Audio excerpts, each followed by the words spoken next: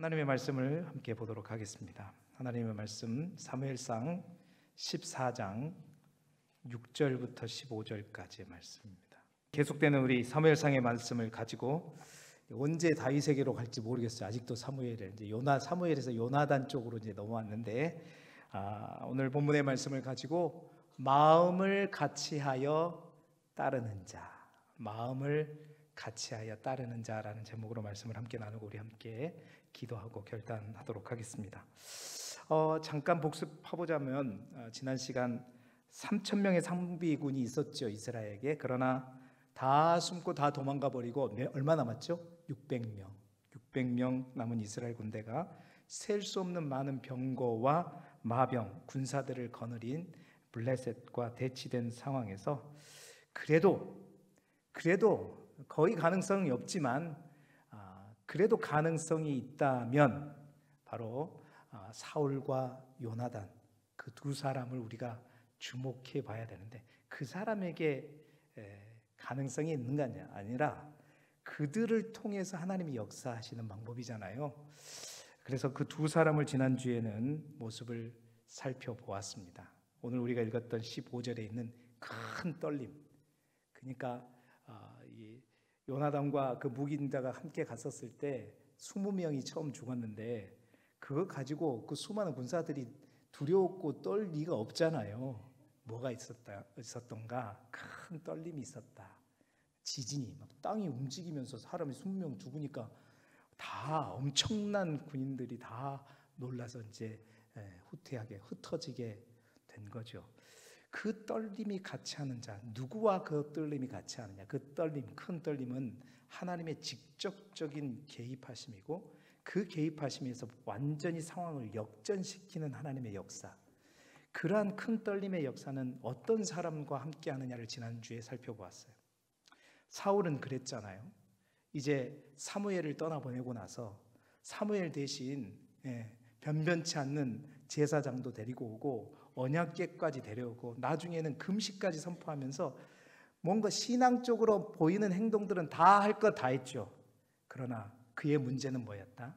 진정한 믿음이 아니었다. 하나님을 도구화하고 수단화했다. 하나님을 마치 언약궤를 부적처럼 여기는 실수를 또 범했다. 그러한 사울에게 큰 떨림의 역사는 없다는 거죠. 그러한 사울에게 큰 떨림의 역사가 아니라 모든 구멍으로 다 숨는 역사가 있었다. 다 흩어져 버렸다는 거죠. 그러나 단 둘밖에 안 되지만, 무기도 하나밖에 안 들었지만 그 둘이 믿음을 가지고 여호와께서 우리와 함께 하시면 무섭지 않고 이길 수 있다는 그 믿음을 가지고 하나님의 이름으로 그 블레셋 진영으로 나아갈 때 그 큰 떨림은 그들의 나아감 가운데 역사하게 되었다는 것이죠. 오늘도 지난 한 주간도 여러분 어떻게 사셨습니까? 신앙인으로 사셨습니까? 종교인으로 사셨습니까? 무늬만 기독교인으로 사셨습니까?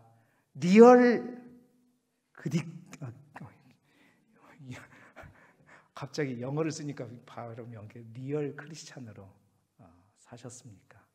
우리 길쭉의 모든 성도들은 종교인이 아니라 신앙인이 되시기를 바라고, 오늘 오전에 우리가 보았던 것처럼 초신자의 신앙에서 머무는 것이 아니라 주님의 참다운 제자들이 되시기를 주님의 이름으로 축원합니다. 오늘은 그 전쟁 가운데 우리가 사울과 요나단을 주목했는데 그 속에 숨겨진 또 한 사람의 인물을 볼 거예요. 그 한 사람의 인물을 통해서 정말 우리가 또한 그 사람 누군지 여러분 대충 눈치채셨을 텐데, 그 사람을 통해서 하나님께서 우리에게 주시는 음성을 함께 듣고 기도하기를 원합니다. 그런데 우리가 그걸 먼저 알아보기 전에 먼저 하나 짚고 넘어가야 할 것이 있더라고요. 지난주에 잠깐 제가 언급하기도 했지만 사무엘상 14장 1절 말씀입니다. 우리 1절 말씀 다시 같이 한번 읽어볼까요? 시작. 하루는 사울의 아들 요나단이 자기의 무기를 든 소년에게 이르되 우리가 건너편 블레셋 사람의 부대로 건너가자 하고 그의 아버지에게는 아뢰지 아니하였더라. 아멘. 여러분, 이 말씀을 속에서 지난번에 잠깐 제가 언급했어요. 요나단은 사울의 아들입니다. 그리고 사울은 요나단의 아버지이자 이스라엘의 뭡니까? 왕이죠. 이스라엘 군대의 총 대장은 누구예요? 당연히 사울이죠. 그러면 요나단이 자기의 무기 등자를 데리고 저 건너편 블레셋 사람 부대로 건너가야 되면, 자, 군대 갔다 오신 분만 대답해 보세요. 왕에게 보고를 하고 가야 됩니까? 안 하고 가야 됩니까? 이제 여성분들은 안 갔다 와서 모르니까 그냥 놔두세요. 군대 갔다 오신 분들만 물어볼게요. 보고하고 가야 돼요? 안 하고 가야 돼요? 예, 역시 군대 갔다 오신 분 잘 보고하고 가야죠. 보고 안 하고 가면 안 되죠. 그러니까 성경이 이걸 주목하는 거예요. 그러니까 아무것도 의미 없는 문구가 아니라는 겁니다. 뭐라고 했어요? 말씀 다시 한번 띄워주시면, 그의 아버지에게는 아뢰지 아니하였더라. 자, 물론 우리가 생각하기에 아버지한테 아뢰면 당연히 뭐라 그러겠어요? 못 가라 그러죠. 근데 여러분 잘 보시면요, 그럼 사울이 못 가라고 한 이유가 그 아들을 너무나도 그냥 아끼고 사랑해서 내 아들을 죽음의 그 사지로 몰아넣는 게 좀 안타까워서 못 가라 했을까요? 아니요. 나중에 우리가 보면 알겠지만 자기 마음에 안 맞으면 아들도 죽이려고 했던 사람이 사울이에요. 사울이요. 그 사울 앞에 요나단은요, 아버지에게 아뢰지 아니하고 갔어요. 여러분 성경 읽을 때 좀 이상하다 느꼈을 거예요. 처음 읽어보셨을 때. 왜 그랬을까요? 여러분, 여기에서 하나님께서 우리에게 주신 메시지가 하나 먼저 있다라는 것을 느꼈습니다. 여러분 인생에 있어서 중대한 결정을 할 때, 아주 굉장히 중요한 결정을 할 때, 여러분은 누구에게 묻고 가십니까? 어디에게 묻고 가십니까? 정답 말고 여러분이 하고 있는 거를 대답하세요. 정답이면 당연히 하나님이죠. 근데 실제로 우리 남편한테 물어봐야 될 것 같은데, 우리 마누라한테, 죄송합니다. 마누라고 하면 안 되지. 우리 여왕님한테 물어봐야 돼.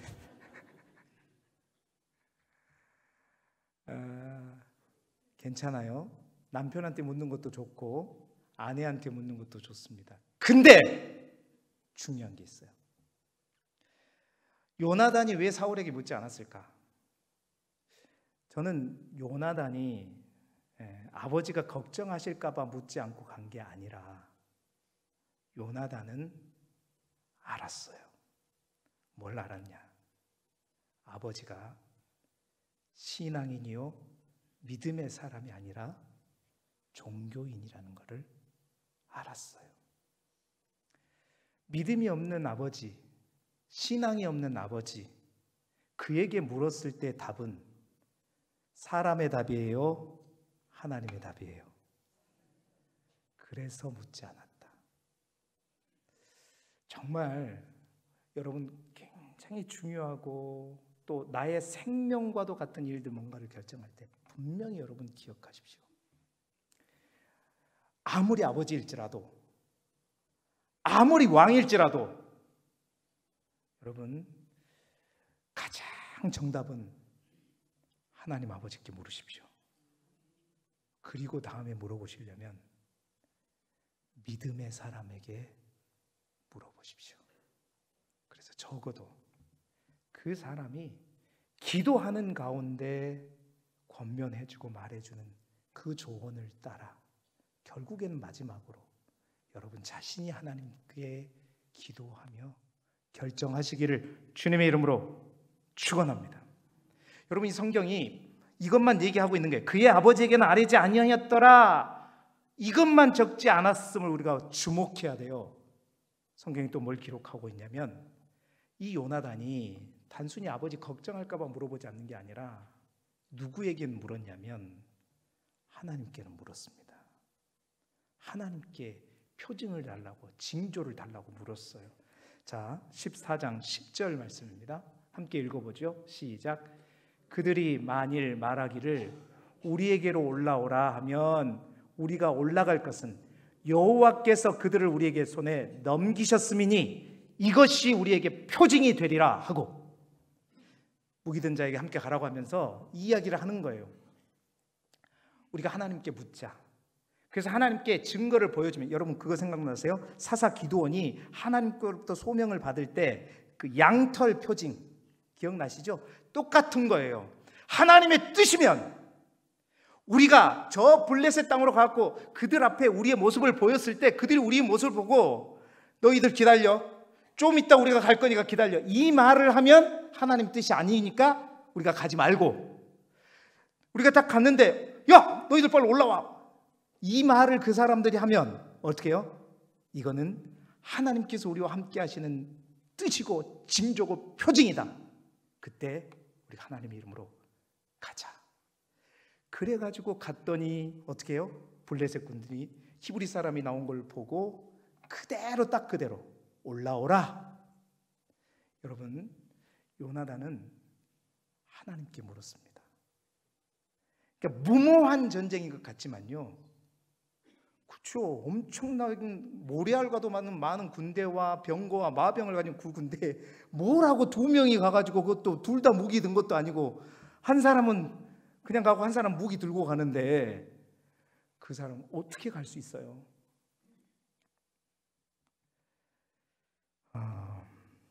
여러분, 오늘 말씀을 통해서 올 안에 아니면 지금 매우 중대한 뭔가를 결단하고 결정해야 될 일을 가지고 계신다면, 여러분, 사울처럼 겉으로는 번들해 보이지만 하나님을 수단화 갖고 신앙생활하는 종교인이 아니라 진정한 믿음의 사람에게 물어보시고, 중요한 것은 하나님께 묻고 기도하고 응답받고 결정하실 수 있는 주님의 은혜가 있기를 축원합니다. 아버지, 예의상 물어보세요. 그러니까 우리 권사님들한테 물어봤을 때 참 그런 말은 안 했으면 좋겠어요. 남편한테 물어보고요. 중요한 건데, 그 남편은 교회도 안 가고 맨날 술 마시고, 남편한테 물어보지 마시고 그런 거 참고하십시오. 그러나 하나님께 물으시면서 중요한 결단을 향해 나아갈 수 있기를 바랍니다. 저에게도 적용하자면 저는 우리 당회가 그런 당회가 되었으면 좋겠습니다. 우리 당회 안에 종교인이 없이 우리 모든 당회원들이 진정한 신앙인들만 있기를 바랍니다. 사실 우리 당회원들 많습니다. 많은 우려들도 있습니다. 그러나 인간의 생각으로, 사람으로 생각으로 얘기하자면 엄청나게 시끄러워질 겁니다. 내년 사역을 결정하는데도. 정말 제가 묻고 싶은 것은 기도하고 하나님께 묻고, 정말 하나님이 원하시는 것이 뭔가 신앙으로, 믿음으로 내년을, 방향을 저와 함께 결정할 수 있기를 소망하고, 그래서 한 달여 동안 기도할 때 우리 모든 당회원들이 누구보다도 더 기도하면서 몸된 교회를 내 뜻에, 일반적인 세상 사람의 뜻에 비추어 이끌어가는 것이 아니라 우리 교회에 임한 하나님의 뜻대로 이끌어갈 수 있도록 여러분 모두가 기도해 줄 수 있기를 소망합니다. 그런 당회가 될 수 있도록, 여러분 또 선배님들은 그냥 선배님들 마음에 안 맞다고 뭐라 그러지 마시고 그런 조언들을 꼭 해주시기를 바라고, 혹 또한 제가 그 중심을 잃고 나아갈 때 이렇게 지도해 주시고 권면해 주시기를 부탁드립니다. 자, 그러면 오늘 이제 이 사건 속에서 중요한 역할 또 한 사람을 주목해 보자고요.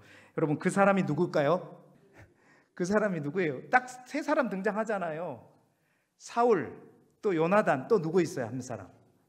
그 요나단의 무기 든 자. 성경에는 이 사람의 이름이 뭔가도 기록되어 있지 않아요. 이름이 누군지도 기록되어 있지 않아요. 근데 분명한 존재감을 하나님의 말씀에서 나타내고 있어요. 뭘 의미하느냐? 여러분, 하나님께서 나의 이름을 모른다고 해서 우리 하나님께서 우리를 주목하지 않느냐? 전혀 그렇지 않습니다. 이름 없는 사람도 하나님은 다 보셔요. 어떤 사람? 믿음의 사람. 오늘 이 요나단의 무기 든 자, 성경에는 소년이라고도 얘기해요. 남자라고 얘기하고, 그 소년의 믿음, 여러분, 그 믿음, 우리가 무슨 믿음, 어떠한 믿음인가 분명히 함께 살펴보시면서 우리에게도 그 믿음이 있기를 간절히 소망합니다. 자,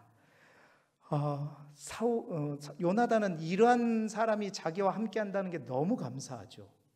왜냐하면 여러분 생각해 보세요.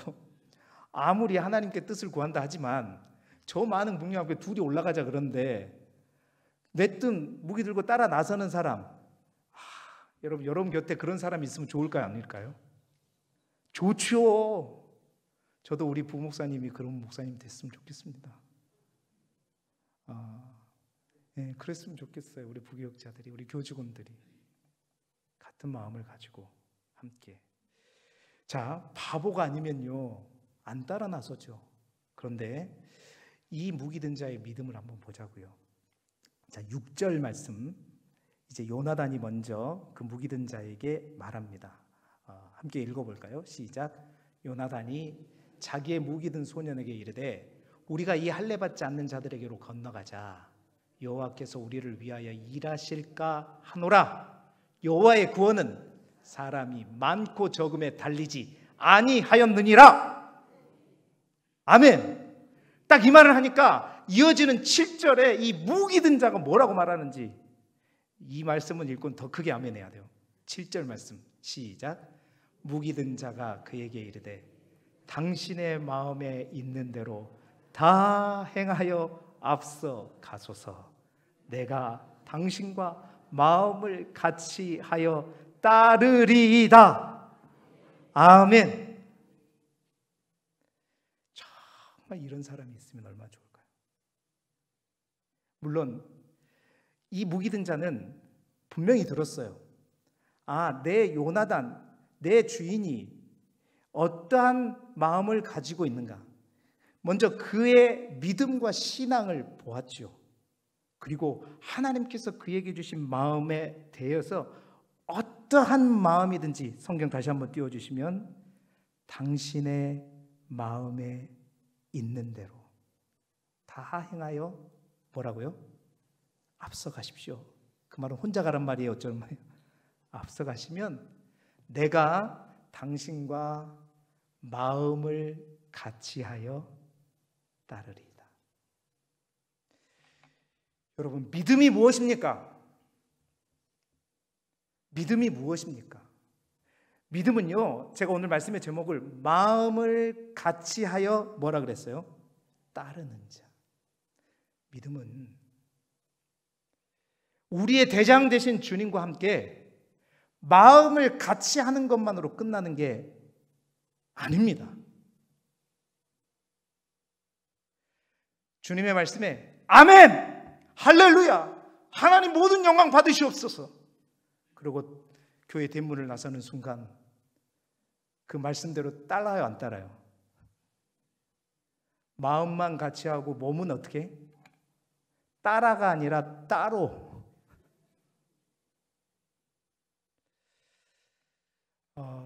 어제 새벽에 계속해서 이제 말씀이 막 돌고 돌아가지고 뭐가 어떻게 되는지 잘 모르겠어요.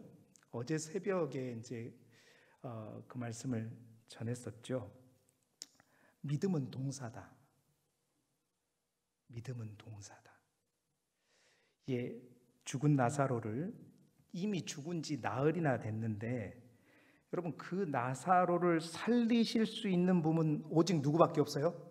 예수님밖에 없죠. 그 예수님은 죽은 자도 살리실 수 있고 무덤 앞에 있는 돌 그까짓 거 예수님 말씀하시면 그 돌 굴러가고 없어질 수 있어요. 그러나 마르다와 마리아에게 나사로를 살리시는 것은 주님이 하시지만 그들에게 요청하시고 명하신 게 있어요. 뭐라고요? 그 돌 무덤은 너희가 어떻게 하라? 믿음을 가지고 치워라.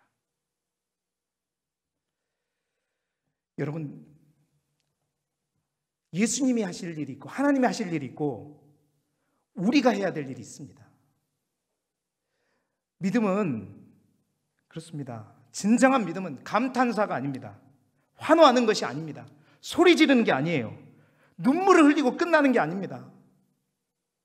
이 시대 많은 젊은이들이, 제가 새벽에도 얘기했어요. 요즘에 찬양이 너무나도 정말 교회마다 찬양 사역자가 최고입니다. 그 찬양을 통해서 수많은 젊은이들이 뜨겁게 찬양하고 눈물을 흘립니다. 그리고 고백합니다. 아멘. 그리고 나서 그들의 삶이 어떤가? 신앙은 감탄사가 아니라 동사입니다. 주님과 마음을 같이 해서 아멘한 이후에 주님이 가자 하면, 우리의 대장 되신 주님이 어디를 불문하고 가자 하면 어떻게 해요? 앞서서서 제가 따르겠습니다 하고 가는 것. 여러분, 이게 진정한 믿음입니다. 잘 보세요. 물을 포도주로 바꾸는 사건이 요한복음 2장에 우리가 봤었는데, 물을 포도주로 만드실 수 있는 분은 오직 주님밖에 없어요. 그러나 주님은 하인들에게 그 물을 떠서 연회장에게 갖다 주는 건 누가 해야 돼요? 하인이 해야 됩니다. 나아만 장군 문둥병을 고칠 수 있는 분 오직 하나님입니다. 그러나 그 요단강에 가서 7번 가서 목욕을 하고 씻는 것은 누가 해야 되는 거예요? 믿음을 가지고 나아만 장군이 가야 됩니다. 저 육중한 여리고성, 손 하나 대지 않고 그 성이 무너질 수 있게끔 하는 방법 오직 하나님밖에 할 수 없어요. 그러나 하나님이 원하시는 것은 그 약속을 믿고 하루에 한 바퀴씩 6일 동안 돌고 마지막 7째 날은 7바퀴 도는 것은 누구의 몫이다? 믿음을 가지고 걸어가는 우리의 몫이다. 깊은 곳, 밤새대 고기를 잡아도 물고기 하나 잡을 수 없는 그 깊은 물에 배에 고기가 넘칠 정도로 많이 잡을 수 있게 하실 분은 오직 누구밖에 없어요? 주님밖에 없어요. 그러나 믿음을 가지고 이해가 되지 않아도 그 깊은 곳에, 방금 전 허탄치고 왔어도 그 깊은 곳에 그 믿음을 가지고 그물을 내리는 것은 누가 해야 돼요? 우리가 해야 됩니다. 믿음은 절대 환호하는 게 아닙니다. 소리치는 게 아닙니다. 내가 믿습니다 하고 힘주어 말하는 게 믿음이 아닙니다. 그건 믿음의 반쪽일 뿐입니다. 의미 없다는 것은 아니죠. 그래서 제가 새벽에 그 예화를 하나 들었는데 사진을 한번 보여주고 싶었는데 못 보여줘서 오늘 길피 읽고 오늘 보여줘야겠다. 그래서 사진까지 찾아왔습니다. 나이아가라 폭포에서 외줄을 걸어놓고 그 위를 외줄 타고 하고 사기를 하고 다니는 찰스 블로든, 벌써 띄워줬네요. 좀 고개사처럼 생겼습니까? 찰스 블로든이라고 하는 프랑스 출신의 고개사가 있었습니다. 이 사람이 나이아가라 폭포 위에 최초로 외줄을 걸고 밧줄을 걸어놓고 그 밧줄을 보이죠? 장대. 그러니까 그 장대 무게가 약 18kg 정도 된다고 그래요. 그리고 그 밧줄이 나이아가라 폭포에서 48m 정도 떨어진 거죠. 그냥 폭포는 떨어지죠. 높이 있죠. 막 수증기 있죠. 장대를 갖고 가는데 여러분 얼마나 무섭겠습니까? 그 고개를 한다고 하니까 많은 사람들이 모였어요. 근데 한 걸음 그 장대를 들고 로프 위를 한 발 걸어서 그 폭포를 드디어 건너갔죠. 도착하자 우리와 같은 많은 사람들이 박수를 치면서 환호했습니다. 그러자 간중의 성원에 보답이라도 하듯 이 블론디는 나이아가라 폭포를 자유롭게 왔다 갔다 하면서 이제 보답이라도 하듯 뒤로 걸어가기도 하고, 찾아보니까 또 안대를 하고 걸어가기도 하고 자전거를 타고 건너기를 그렇게 하다 보니까 사람들이 막 와 대단하게 환호를 했죠. 그래서 모든 고개가 끝날 쯤이 되자 블론든이 구름처럼 모여든 그 관중을 향해 소리를 칩니다. 마지막으로, 여러분은 내가 오늘 이 왔다 갔다 한 이 자리를 사람을 업고 등에 업고 이 폭포를 건널 수 있다고 믿으십니까? 그러니까 여러분 뭐라 그러겠어요? 봤잖아요. 방금 막 뒤로도 가고 자전거 타고 가고 막 이제 그리스도인이 아니니까 아멘이라고는 안 했겠죠. 믿습니다. 당신의 실력이면 당연히 할 수 있죠. 그 문제 될 거 없다고 저는 생각합니다. 그렇습니까? 그러면서 잠시 말을 멈추더니 불리더니 또 물었습니다. 그러면 제 등에 업혀서 이 길을 건너가실 분이 있으면 나오십시오. 여기서 나갈 사람 손 들어보십시오. 똑같았대요. 아무도 안 나와요. 단 한 사람도 나오지 않아요. 그런데 다 사람들 고개를 푹 숙였어요. 왜? 눈 마주치면 내가 나갈까 봐 다 고개를 아무도 고개를 들지 않았대요. 근데 그 사람들이 다 그랬어요. 방금 전까지 당신의 실력이면 충분합니다. 누구든 당신이면 가능합니다. 이랬던 사람들이 막상 물어보니까 같이 가겠다는 사람이 한 명도 없었어요. 근데 그때 한 사람이 손을 들었어요. 그 사람이 누구냐? 바로 그의 조교인 해리 콜코드라고 하는 사람입니다. 다음 사진. 이게 맞는 사진이 뭔지 이 사진이 있더라고요. 누가 스승인지 누가 조교인지를 모르겠어요. 제가 사진을 아무리 봐도 아주 오래된 사진 것처럼 여겨지는데요. 인터넷에 이 사진이 있더라고요. 여러분, 그는 분명히 믿었습니다. 환호했습니다. 거기로 끝나지 않았습니다. 그 믿음에 자기의 몸을 맡기고 던졌죠. 여러분, 큰 소리로만 환호하는 게 진짜 믿음입니까? 환호할 뿐만 아니라 당신이 따르라고 했을 때, 업히라고 했을 때 가는 사람, 이 사람이 진짜 믿음입니까? 저는 그래서 오늘 이 무기 든 자의 믿음이 참 아름답다. 정말 귀하다.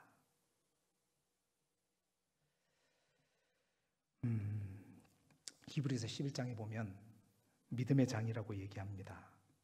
그 믿음의 장에 등장하는 모든 믿음의 사람들의 공통점이 있습니다. 그건 뭐냐? 모두 믿음의 동사를 가졌다는 것입니다. 믿음으로 나갔고, 믿음으로 떠났고, 믿음으로 드렸고, 믿음으로 행했다는 거죠. 사랑하는 성도 여러분, 오늘 요나단의 병기 든 자처럼 우리 주님과 마음을 같이 할 뿐만 아니라 어떤 자가 됩시다? 따르는 자가 되시기를 소망합니다. 참 그냥 짓궂게도 우리 주님은 따라라 할 때 꽃길로 가면 참 얼마나 좋아요. 아시죠? 그냥 남들이 안 가는 길, 가시밭길, 좁은 길, 험한 길, 꼭 그 길로 가면서 내가 앞서갈게 따라와. 그런데요, 중요한 것은 그 가시밭길, 좁은 길, 험한 길, 어려운 길이 문제가 아니라 주님이 내 앞에 가고 계시다는 게 중요하죠. 사망의 음침한 골짜기를 다닐지라도 해를 두려워하지 않을 것은 주께서 나와 함께 하시니라. 주님의 지팡이가 나를 안위하시기 때문이다.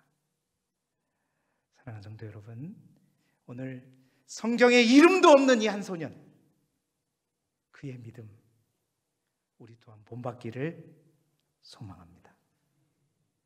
주일날 말씀을 듣고 아멘으로 환호하고 끝나는 게 아니라 들린 말씀이 여러분의 삶의 현장에서 기억되고 그 말씀대로 선택해야 될 그 상황에 종교인에게 묻지 말고 믿음과 신앙을 가진, 아니 주님과 하나님께 묻고 가려고 하는 그 길이 가시밭길이고 좁은 길이고 험한 길이고 낭떠러지고 어디가 되었든지 주님이 가자 하면, 대장 되신 주님이 가자 하면 갑시다. 제일 앞에 제가 설게요. 같이 우리 교회 또한 주님이 원하시는 그 길을 향해 나아감으로, 오직 믿음으로, 오직 믿음으로 우리 앞에 놓인 모든 길, 어떠한 상황, 세상이 흔들리고 사람들은 변할지라도 주님만을 의지하며 나아갈 수 있기를 그리스도 예수 이름으로 축원합니다. 그래서 이 찬양을 한번 불렀던 적이 있는데 다시 한번 부르려고 해요. 오직 믿음으로, 오직 믿음으로. 우리 그리스도인들에게는 믿음밖에 없습니다. 구원받는 것도 믿음으로 받는 것이고, 어떠한 길도 갈 수 있는 것도 믿음으로만 갈 수 있는 것입니다. 오늘 이 찬양을 통해서 또 기도함으로 우리의 믿음이 연약한 믿음이고 부족한 믿음이라면 하나님 나에게 더 큰 믿음 주십시오. 이름도 밝히지 않는 하찮은 이 소년, 하나님 나에게도 그 소년과 같은 주님과 마음을 같이 하여 따르는 자의 삶을 살게 하여 주옵소서. 이 마음으로 우리 이 찬양 부르고 함께 기도하며 주님 앞에 나아가도록 하겠습니다. 세상 흔들리고, 세상 흔들리고 사람들은 변하여도 나는 주를 섬기리. 주님의 사랑은 영원히 변하지 않네. 나는 주를 신뢰해. 다시 한번 찬양합니다. 세상 흔들리고, 세상 흔들리고 사람들은 변하여도 나는 주를 섬기리. 주님의 사랑은 영원히 변하지 않네. 나는 주를 신뢰해. 오직 믿음으로, 오직 믿음으로, 믿음으로 내가 살리라. 오직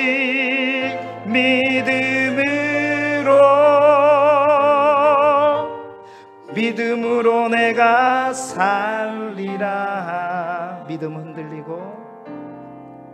믿음 흔들리고 사람들 주를 떠나도 나는 주를 섬기리. 주님의 나라는 영원히 쇠하지 않네. 나는 주를 우리 다시 한번 믿음 흔들리고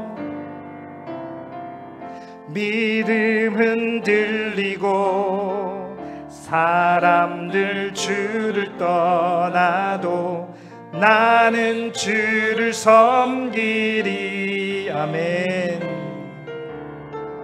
주님의 나라는 영원히 쇠하지 않네. 나는 주를 우리 목소리를 높여서 오직 믿음으로, 오직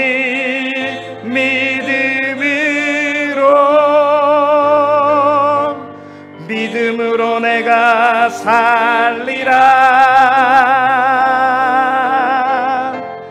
오직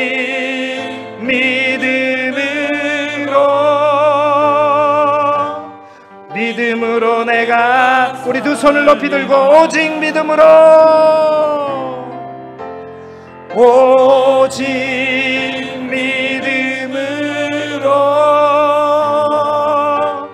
믿음으로 내가 살리라. 오직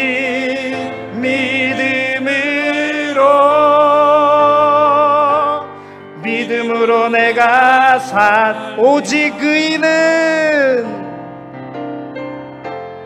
오직 의인은 믿음으로 말미암아 살리라.